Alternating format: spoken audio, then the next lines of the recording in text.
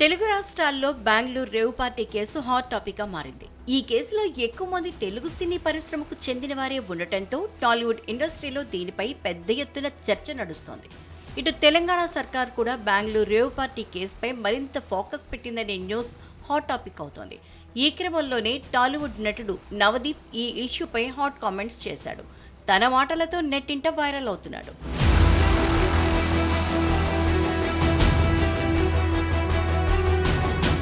Love మోళీ cinema ప్రమోషన్లో పాల్గొంటున్న నవదీప్ తాజాగా బెంగళూరు రేవ్ పార్టీపై స్పందించారు.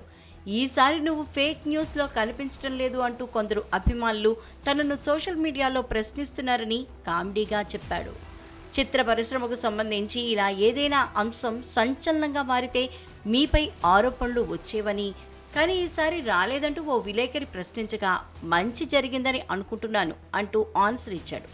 ఈ ఒక్కసారి అయినా తనను వదిలేశారంటూ నవ్వేశాడు నవదీప్. నవ్వడమే కాదు, తన ఫన్నీ మాటలతో రియాక్షన్తో నెట్టింట తెగ వైరల్ అవుతున్నాడు.